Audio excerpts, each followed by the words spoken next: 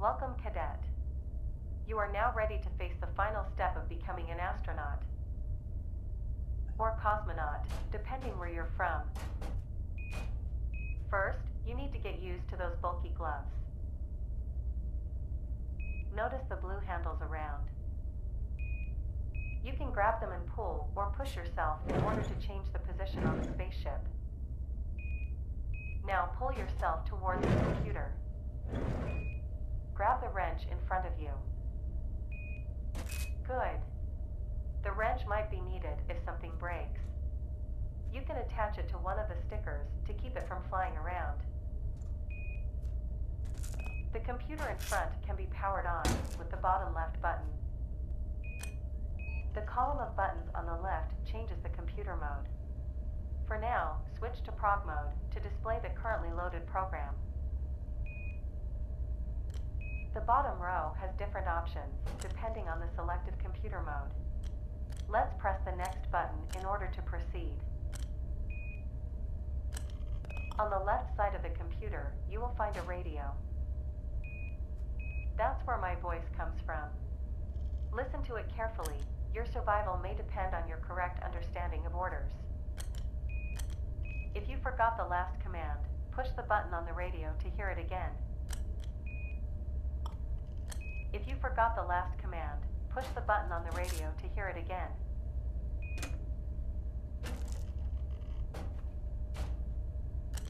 If you forgot the last command, push the "just kidding." That's it.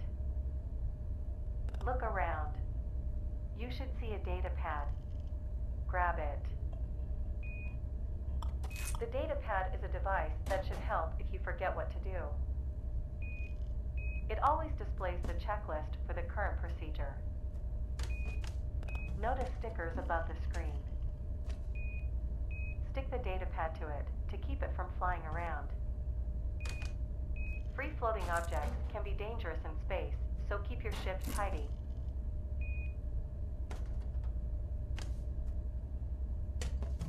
Remember, the data pad will always help you figure out next steps, so you won't get lost in space. When ready to proceed, hit the next button on the computer.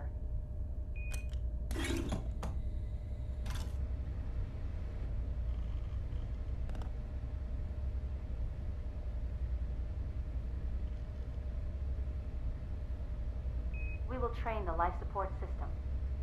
As you can imagine, it is crucial. If you don't know how to support life on your capsule, you may cease to live. But don't worry, this is a training scenario. It means everything is simulated. It is not possible for you to die. The alarm panel above your head will warn and then alarm you if something with the life support or power is wrong. Here is a simulation.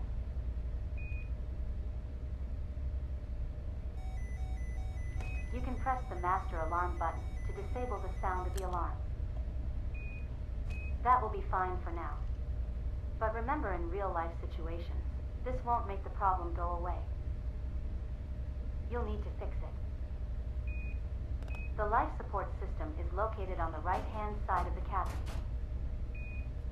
Your breathing produces CO2.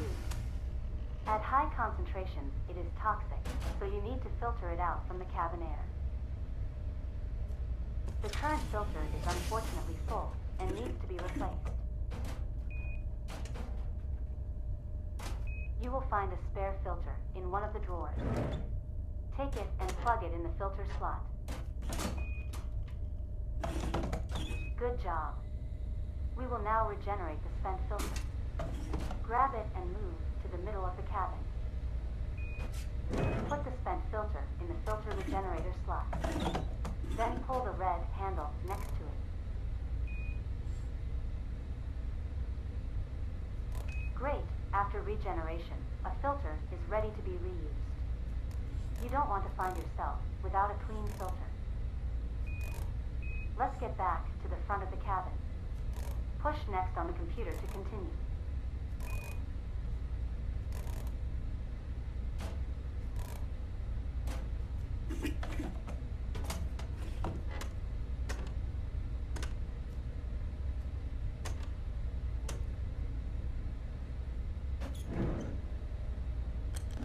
the air in the spaceship becomes toxic, decompression will get rid of all the good and bad stuff from the cabin.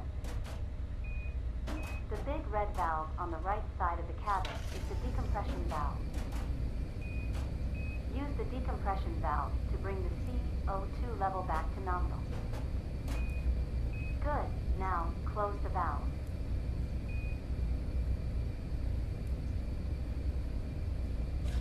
That's it. As you see, the oxygen level also decreased. Use the oxygen valve to add O2 in the cabin. That's enough. Now, close the valve. Good job. Remember to keep the amount of O2 in the optimum range. Too much oxygen can be explosive, while not enough, well, you need it to breathe. Now observe the situation. Air O2 level is correct, but pressure is too low. Use the nitrogen valve to correct the pressure in the cabin.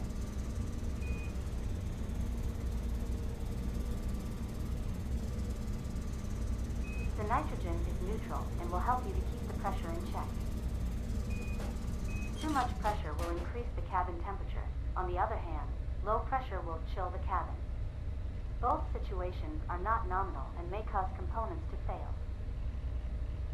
Stabilize the atmosphere using the valves. Nominal values are marked as green on the gauges.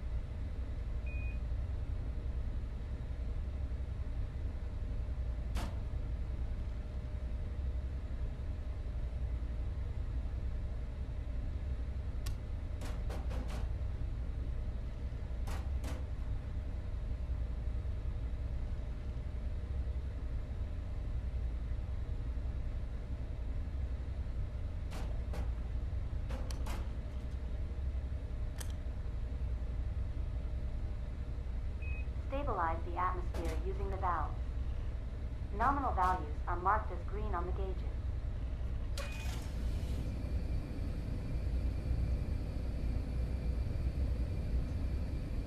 Okay. You successfully stabilized the atmosphere in the cabin. Press next on the computer to continue.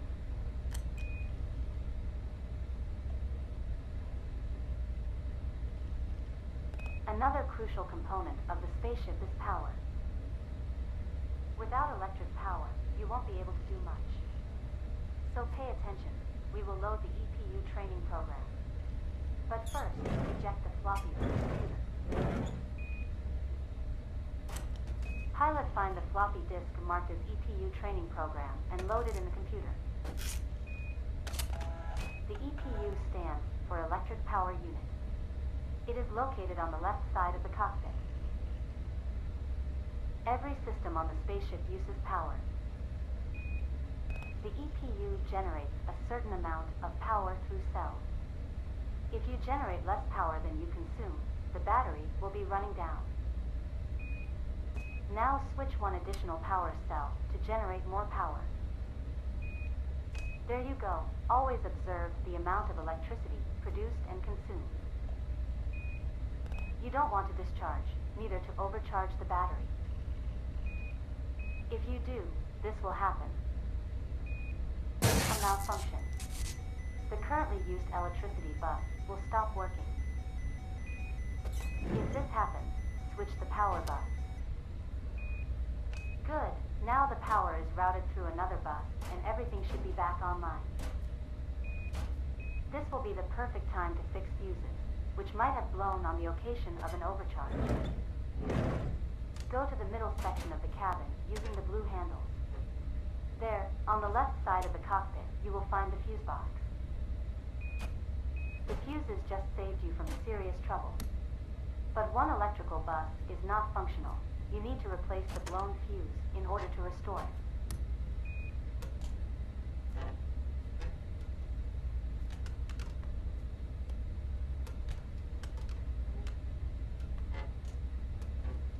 Pilot, find the blown fuse on the fuse box and replace it with a good one.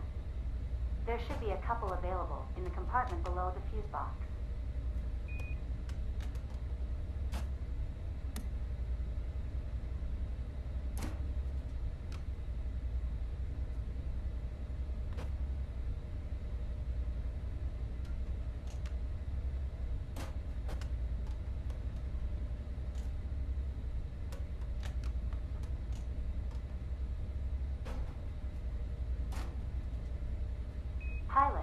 replace the blown fuse.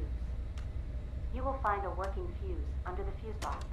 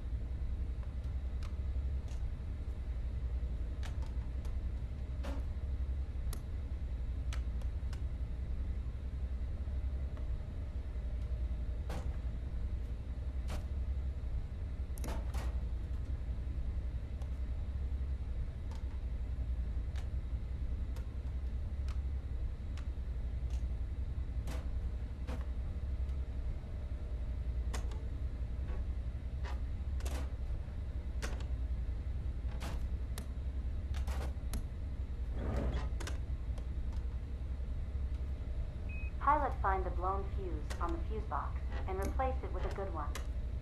There should be a couple available. Great! Now both electrical buses are functional. Remember to keep it that way. In case of emergency, you always want the secondary bus to be functional. You can always check the ship status on the computer. Switch computer do diagnostics mode. Here, you will have access to current power and life support data. You can also check here for existing malfunctions. Oh dear. Looks like something is wrong. Take the wrench and hit the malfunctioning panel with it.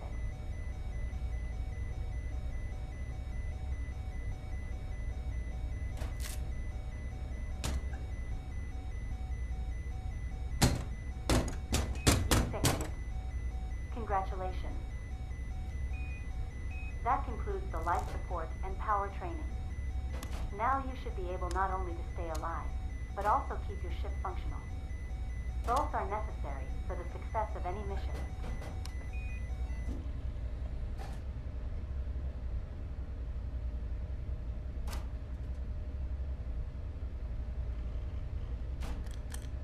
Pilot cadet school was easy.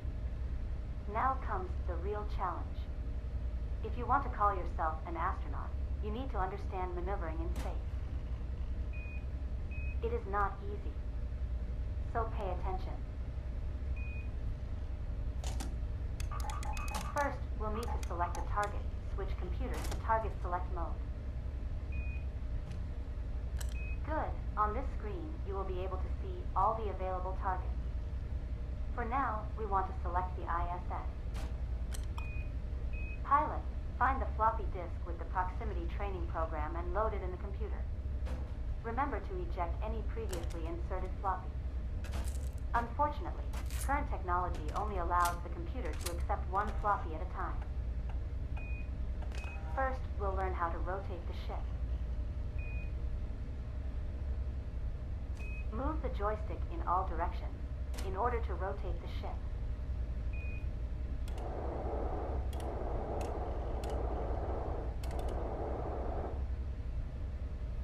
Okay, now close the visor of your helmet. When closed, it will display important tools for navigation. The square in your visor shows the location of your target. The crosshair shows the front direction of the ship. Use the joystick to point the ship directly at your target. The joystick now applies low force. If you want to move faster, switch the joystick force to high. You can always control the speed of the joystick with this switch.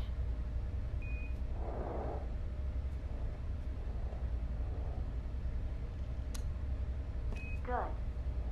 Now we're going to practice the roll of the ship. Put the X-axis switch to roll position. Move the joystick left and right.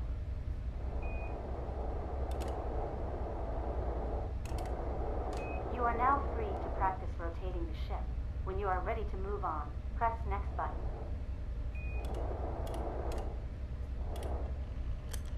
Now we're going to practice moving the ship. We will change the joystick from rotation mode to translation mode. Put the mode switch to transposition. Move the joystick to the right.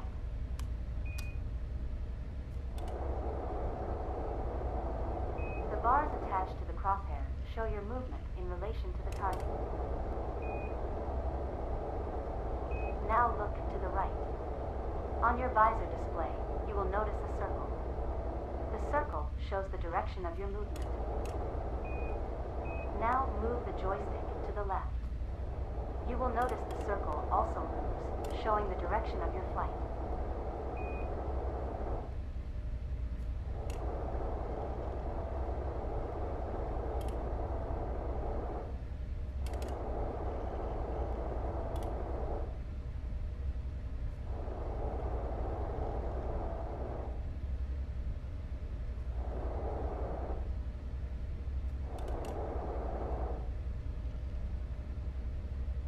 Now move the joystick to the left. You will notice the circle. See how the circle also moved left. It will always show the direction of your movement. Use the joystick to eliminate the drift, represented by the bars attached to the crosshair.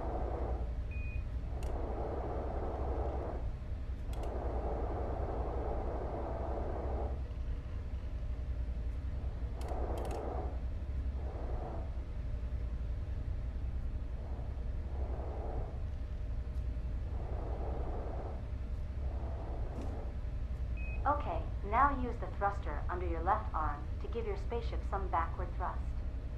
Grab it and pull it towards you. Don't worry, we've limited your speed now, so you won't go too fast. If you fly in another direction than you look, an arrow will point you to the circle.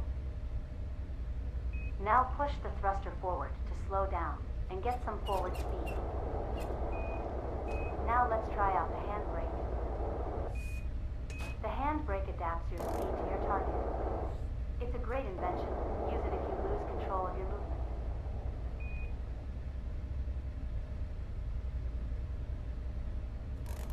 You can now practice moving the ship. When you are ready to move on, press next button. Now we're going to practice the approach. Switch the computer to target selection mode and select Soyuz as the new target. Good. Now switch the computer back to prog mode in order to continue the training program. Good. On the right side of the computer you see the alignment panel with the nav ball. This tool will help you orient yourself in space. The buttons below the nav ball control which direction is shown on the nav ball. For now we want to see where the target is, so press the tar button. Below the nav ball, you will also notice a single switch. It is used to lock your rotation to the currently selected direction. Switch it on. Use the joystick to point the ship directly at your target. Remember to switch to the rotation mode in order to do that.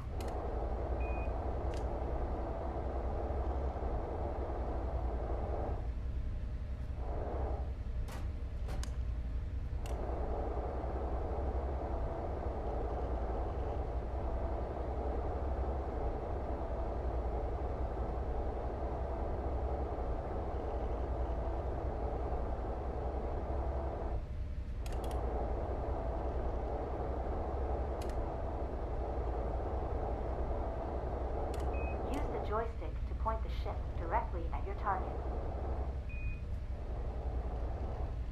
Okay, pilot, time to approach the target. Above your head is the engine's control panel. Your spaceship is equipped with two types of engines, powerful OMS and light RCS. Each engine has a high or low power mode. For proximity approach, set your engines to RCS and high power. Put the mode switch to transposition. Use the joystick to eliminate the drift, represented by the bars attached to the crosshair. Okay, now use the thruster under your left arm to give your spaceship some forward thrust. Don't worry, we've limited your speed now, so you won't go too fast. Great, we're moving forward. Notice the vertical bar on the left of your visor. It shows your speed towards the target. This information is also displayed above the computer. You can always see your relative speed and distance to the currently selected target.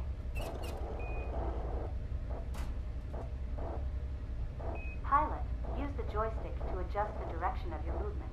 You want the circle to overlay the square on your visor.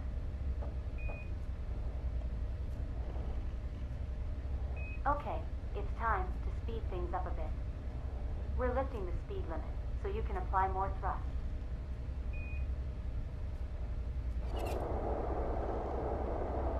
Approach your target, but closely monitor your speed and distance. You don't want to crash it.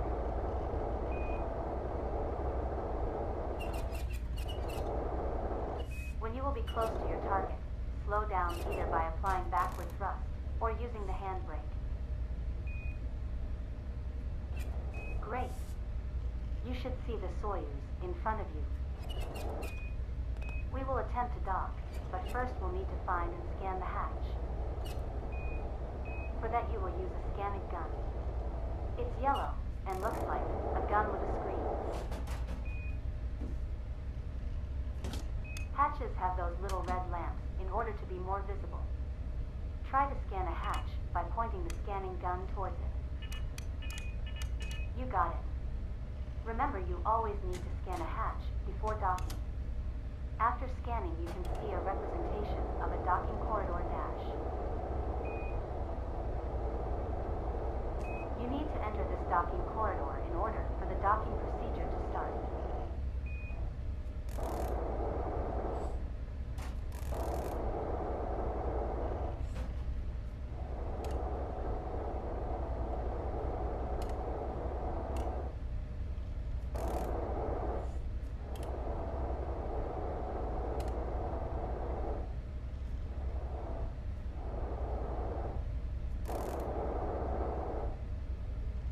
Fly inside the docking corridor to start the docking procedure.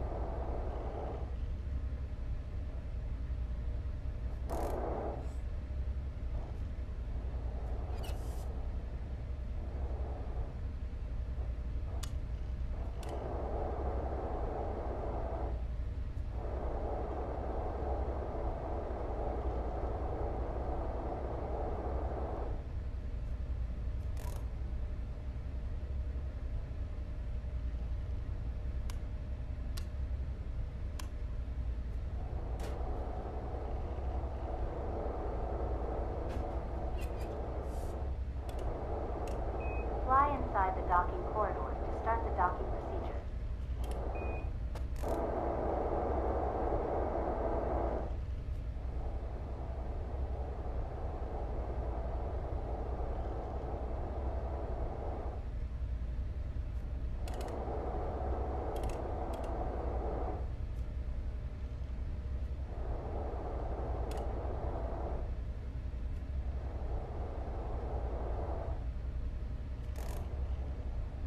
Almost there. Now make sure that you will disable the auto-align switch under the NAV vault. You don't want the ship to rotate while you dock. That's it. You are now in position to begin the docking procedure. Move to the back of the spaceship.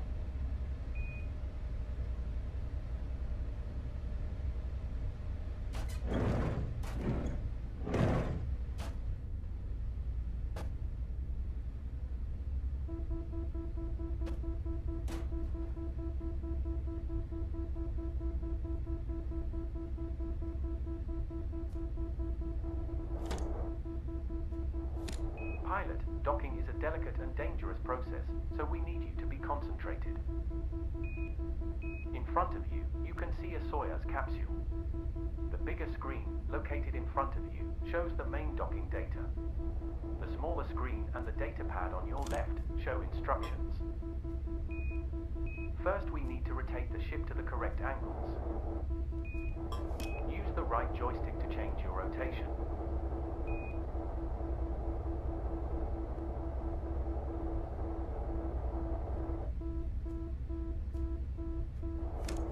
Use the left joystick to roll the spaceship.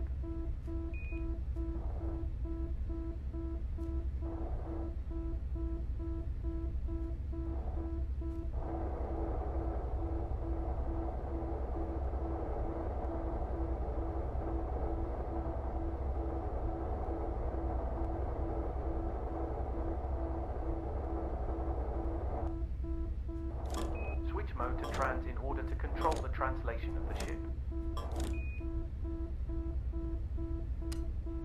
You need the hatches to be aligned.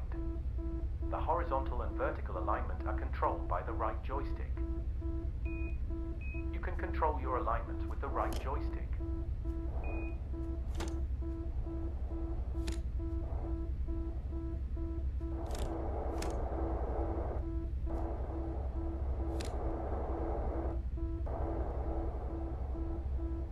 Pilot, your alignment is not correct.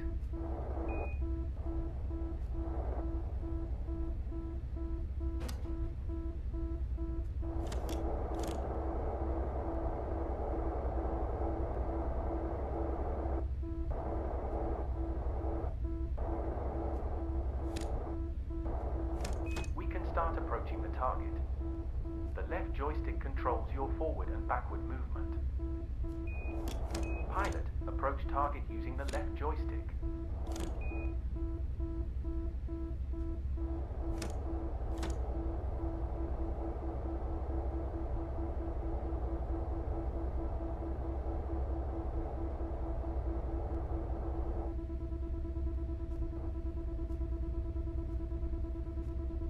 Pilot, continue your approach to the target. The mating lock switch is located on the right of the docking panel. Docking sequence complete. Congratulations, pilot. You are now capable of performing all the basic space procedures. You should be ready to face the challenges of space. Remember to keep your head cool and check the checklist if you forget any procedure. You should find a reminder of all necessary steps in there. This concludes your astronaut training. You will be able to pick up your certificate when you're back on Earth. Press the button on your computer to proceed.